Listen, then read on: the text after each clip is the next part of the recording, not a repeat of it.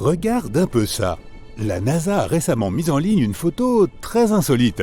Le soleil qui ressemble à une citrouille-lanterne. Cette photo a fait le tour d'Internet. Mais certaines personnes se sont demandé s'il ne fallait pas y voir quelque chose de dangereux. Voyons un peu ça.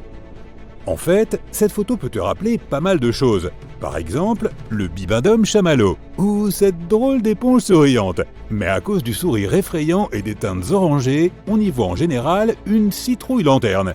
Et quelle coïncidence! Elle a été publiée le jour d'Halloween 2022. Cette image a été prise par le Solar Dynamics Laboratory de la NASA. Cet observatoire a été créé en 2010. Sa tâche principale est d'étudier l'activité solaire et son impact sur les conditions dans l'espace. On y mesure tout un tas de choses, l'atmosphère solaire, les champs magnétiques, la production d'énergie, et ainsi de suite. Voici ce que la NASA a tweeté. Aujourd'hui, l'observatoire de dynamique solaire a surpris le Soleil en train de sourire.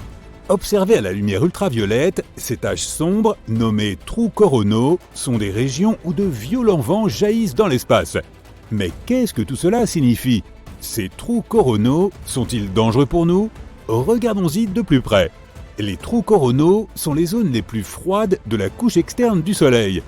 La température sur cette couche est d'environ 5500 degrés Celsius. Mais elle est 100 fois moins élevée dans ces zones froides. Oui, elles sont très froides en comparaison. Ces trous se forment habituellement dans les régions polaires du Soleil. Mais parfois, exceptionnellement, ils peuvent apparaître à d'autres endroits, comme sur cette photo. Mais comment apparaissent-ils exactement? Eh bien, cela peut arriver lorsque le Soleil se repose un peu. Tu vois, les champs magnétiques entourent le Soleil comme une bulle. Lorsque l'activité du Soleil est à son plus bas, ces champs s'affaiblissent également. Ils se détendent un peu, décident de faire une pause. Et bien sûr, les choses se gâtent un peu après ça. Des trous apparaissent alors dans le champ magnétique. Ils se brisent et le Soleil se met à fuir en quelque sorte. Il n'est plus retenu et il commence à s'écouler. La densité et la température de l'étoile diminuent progressivement dans ces zones. Et c'est ainsi que ces trous coronaux apparaissent. On appelle ces fuites des vents solaires. Ces vents sont essentiellement un flux de protons, d'électrons et d'autres particules voyageant dans l'espace à très grande vitesse. À titre de comparaison, la vitesse des ouragans les plus destructeurs sur Terre est d'environ 240 km/h. Peux-tu deviner quelle est la vitesse d'une éruption solaire normale? Environ 1 400 129 km/h. Cela représente 386 km par seconde. Et ces vents solaires ne sont pas inoffensifs. Ils ont un impact considérable sur la météo spatiale et même sur notre vie quotidienne. Ils peuvent provoquer des tempêtes d'une telle ampleur qu'elles détruisent tout sur leur passage. Satellites, systèmes de communication océanique, réseaux électriques et plus encore. Ces flux percutent nos véhicules spatiaux dont ils détruisent des parties entières. Ils démolissent nos panneaux solaires et l'électronique n'est pas en reste. Ils exposent même nos pauvres astronautes en orbite à des radiations très dangereuses. Lorsque de tels vents voyagent vers la Terre, ils emportent avec eux le champ magnétique du Soleil. Et il finit par s'écraser sur la Terre à une vitesse phénoménale. Cet impact entraîne des turbulences. Les particules du vent solaire pénètrent dans notre atmosphère et lorsqu'elles croisent les signaux radio terrestres, elles provoquent de graves perturbations. Par conséquent, à cause de tous ces problèmes, les scientifiques de la NASA doivent trouver des moyens de protéger non seulement leur matériel, mais aussi les gens. Même si ces monstrueuses explosions ont aussi leur bon côté. Par exemple, ce sont elles qui sont à l'origine de nos magnifiques aurores boréales. L'une des tempêtes solaires les plus importantes de l'histoire humaine fut l'événement de Carrington. On l'appelle aussi parfois « super tempête solaire ».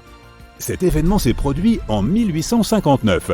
De nombreux taches et éclairs ont été observés à la surface du Soleil pendant plusieurs jours, du 28 août au 2 septembre.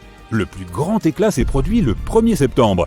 Il a été observé par l'astronome britannique Richard Carrington. Comme tu l'as peut-être deviné, on a ensuite donné son nom à l'événement. Il s'agissait d'une éjection de masse coronale géante. Elle s'est élancée vers la Terre et l'a atteinte en 18 heures. Habituellement, les vents solaires parcourent cette distance en 3 ou 4 jours. Cet éclair était donc très rapide. Les vents précédents avaient dégagé le passage. Plus d'obstacles. Puis, les 1er et 2 septembre, la plus grande tempête géomagnétique de notre histoire a frappé la planète. Les tout récents systèmes téléphoniques sont tombés en panne dans toute l'Europe et l'Amérique du Nord. Il y a eu des incendies dans les stations télégraphiques. C'était un vrai désastre.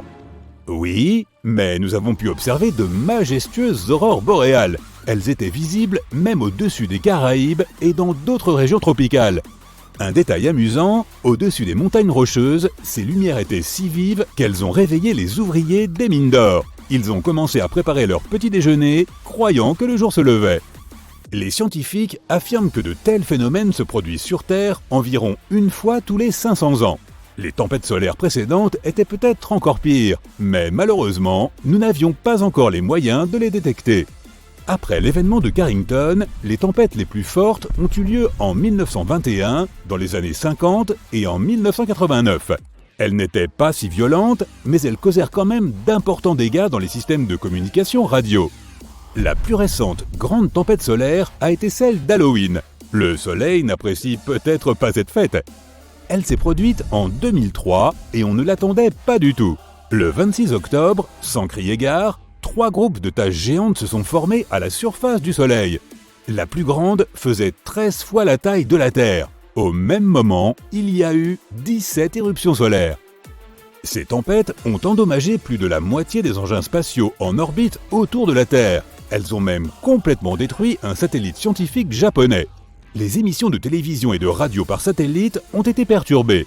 Plusieurs de nos lointaines missions spatiales ont été obligées de passer en mode sécurisé ou de s'arrêter complètement.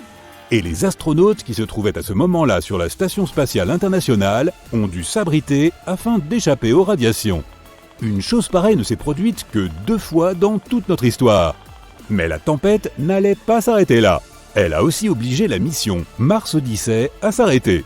Cette mission était consacrée à l'étude de l'environnement radioactif martien.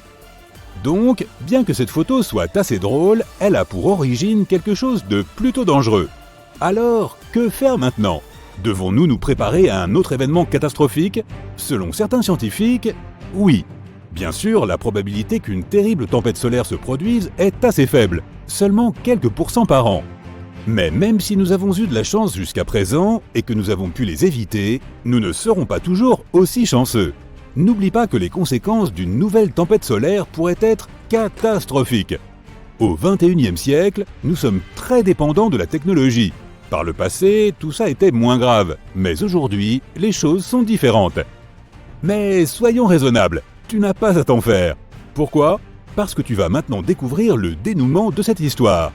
En réalité, cette image n'est pas nouvelle du tout. La NASA prend ce type de photo depuis le 8 octobre 2014. Ils nous ont fait une petite blague en la publiant juste avant Halloween. Et bien que le soleil ait un sourire effrayant sur cette photo, il n'y a pas de quoi s'inquiéter. Cette image n'est visible que dans le spectre ultraviolet, et pas du tout à l'œil nu. En gros, on peut dire qu'elle a été créée artificiellement. Il s'agit simplement d'un mélange de 2 séries d'ondes ultraviolettes. Alors oui, l'image est réelle, mais ces couleurs ont été choisies par les artistes de la NASA.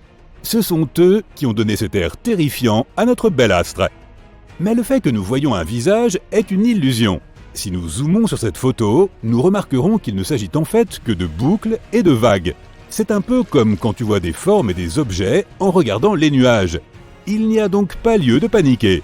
Tout ça ne représente pas de réelle menace. Tu peux te détendre et te dire que le soleil a simplement décidé de nous sourire et de nous saluer, ce qui est plutôt sympa.